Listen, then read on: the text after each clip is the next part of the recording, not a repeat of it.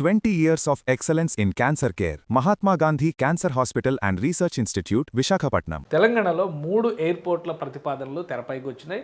Locations పరంగా చూస్తే కనుక వరంగల్, ఆదిలాబాదు, ఇక్కడ కొత్తగూడెం ఎయిర్పోర్ట్ వస్తుందన్నమాట. భద్రాద్రి కొత్తగూడెం జిల్లాకు సంబంధించినటువంటి ఎయిర్పోర్ట్. ఇందులో వరంగల్ ఎయిర్పోర్టు హైదరాబాద్కి కేవలం 120 కిలోమీటర్ల దూరంలో ఉంది. ఇంతకుముందు ఆపరేషన్స్లో ఉన్నటువంటి brown field airport, second world వార్లో కూడా సర్వీసెస్ ఇచ్చారంటారు. ఒకప్పుడు దేశంలోనే అతిపెద్ద ఎయిర్పోర్ట్స్లో అది కూడా ఒకటి, బిజియెస్ట్ ఎయిర్పోర్ట్స్లో వరంగల్ ఎయిర్పోర్ట్ ఒకటని చెప్తారు.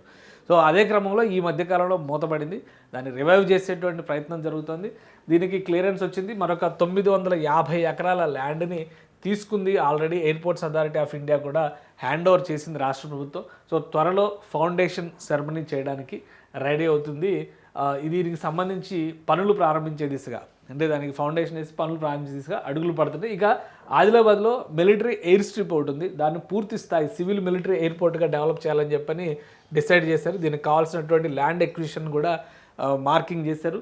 దాని తర్వాత చూస్తే భద్రాద్రి కొత్తగూడెం జిల్లాకు సంబంధించినటువంటిది కొత్తగూడెంలో ఎయిర్పోర్టు. ఇది ఇండస్ట్రియల్గా కోల్ మైనింగ్ ఏరియాస్లో బొగ్గు గనులకు సంబంధించినటువంటి ఆపరేషన్స్ ఉన్న నేపథ్యంలో ఇక్కడ ఎక్కువ ప్రాధాన్యం ఉంటుందని చెప్పని భావిస్తున్నారు. ఈ 3 ప్రదేశాల్లో కూడా ఈ ఎయిర్పోర్ట్స్ని డెవలప్ చేయాలని చెప్పని కేంద్ర ప్రభుత్వం ఈ ప్రపోజల్స్ అన్నిటికీ కూడా క్లియరెన్స్ ఇచ్చింది. ఒకసారి మనం జాగ్రఫీని ఒకసారి మనం పరిశీలించేటువంటి ప్రయత్నం చేద్దాం. ఇది హైదరాబాద్ తెలంగాణ ఏరియాకి సంబంధించినటువంటి జాగ్రఫీ. ఒకసారి ఇలా చూస్తే, కొంచెం జూమ్ చేసుకుని చూస్తే కనుక హైదరాబాద్ ఇక్కడుంది, వరంగల్ ఇక్కడుంది.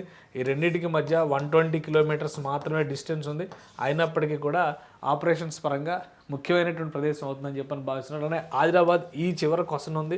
ఈ డిస్టెన్స్ల వైజ్గా చూస్తే కనుక ఎటు నుంచి చూసినా ఇక్కడ కొత్తగూడెం కనిపిస్తుంది, ఇగో ఈ ఏరియాలో కొత్తగూడెం కనిపిస్తుంది. డిస్టెన్స్ల వైజ్గా చూస్తే ఎటు నుంచి చూసినా కానీ ఆదిలాబాద్ తెలంగాణలో అన్ని ప్రాంతాలకి కూడా దూరంగా ఉన్నటువంటి ప్రదేశం. ఆల్మోస్ట్ 300 కిలోమీటర్ల డిస్టెన్స్ ఉంటుంది హైదరాబాద్ నుంచి.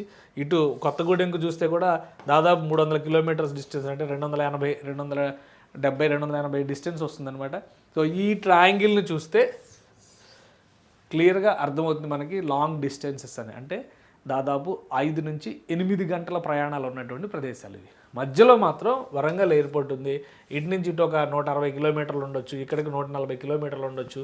కానీ ఇటువైపు చూస్తే 250 కిలోమీటర్ల దాకా డిస్టెన్స్ ఉంటుంది. కాబట్టి మధ్యలో వరంగల్ ఎయిర్పోర్ట్ ఉంటుంది, ఒక హబ్ లాగా ఉంటుంది. కానీ 3 వైపులా ఎయిర్పోర్ట్స్ ప్లానింగ్ జరుగుతుంది. వీటికి సంబంధించి ల్యాండ్ ఎక్విజిషన్స్ ప్రాసెస్ అయిపోయినాయి. ఆల్రెడీ బ్రౌన్ ఫీల్డ్ ఎయిర్పోర్ట్కి సంబంధించినటువంటి కొన్ని చిన్న పనులు మొదలుపెట్టారు. ల్యాండ్ హ్యాండ్ ఓవరింగ్ కూడా అయిపోయింది ఎయిర్పోర్ట్స్ అథారిటీ ఆఫ్ ఇండియాకి. ఇవన్నీ కూడా మోడర్నైజ్ చేసి, అంటే ఆల్రెడీ ఎగ్జిస్టెడ్ వాటిని మోడర్నైజ్ చేయడం, కొత్తగా వచ్చేటువంటి వాటిని పూర్తి స్థాయిలో డెవలప్ చేయడం. కొత్తగూడెం ఎయిర్పోర్ట్ వలన మరిన్ని ప్రయోజనాలు ఉంటాయి. ఒకవైపు కోల్ బెల్ట్తో పాటు అటు ఛత్తీస్గఢ్ సరిహద్దులకు కూడా దగ్గరగా ఉండేటువంటి ప్రదేశం అవుతుంది. ఇటు ఆంధ్రప్రదేశ్కి వెళ్ళేటువంటి క్రమంలో, అంటే ఇంటీరియర్ భద్రాచలం లాంటి ఏరియాస్కి వెళ్ళేటువంటి క్రమంలో ఈ ఎయిర్పోర్ట్ చాలా దగ్గర పాయింట్ అవుతుంది. కాబట్టి దీన్ని ఇప్పుడు మనం చాలా సందర్భాల్లో మనం గమనిస్తూ ఉంటాం. బెంగళూరు ఎయిర్పోర్ట్లో దిగి అనంతపురం రావడం అనేది చాలా పరిపాటిగా కనిపించేటువంటి వ్యవహారం. అదే తరహాలో సరిహద్దుల్లో ఉపయోగపడేటువంటి ఎయిర్పోర్ట్ అవుతుంది. అటు నుంచి కూడా ట్రాఫిక్ గెయిన్ చేయొచ్చు అనేటువంటి అభిప్రాయంతో రాష్ట్ర ప్రభుత్వం కొన్ని ప్రతిపాదనలు కేంద్ర ప్రభుత్వం ముందర పెట్టింది. ఈ ప్రతిపాదనలన్నింటినీ కూడా కేంద్ర ప్రభుత్వం ఆమోదించింది. అతి త్వరలోనే ఎయిర్పోర్ట్లకు సంబంధించినటువంటి పనులు వేగవంతం చేస్తుంది. ఇవి ఆల్మోస్ట్ 350 కోట్ల రూపాయల నుంచి 600 కోట్ల రూపాయల లోపు బడ్జెట్లో ప్లానింగ్ జరుగుతుంది. ఈ 3 ఎయిర్పోర్ట్లకి సంబంధించి అతి త్వరలోనే పనులను పూర్తి స్థాయిలో ప్రారంభించే దిశగా తెలంగాణ ప్రభుత్వం కూడా అడుగులు వేస్తుంది.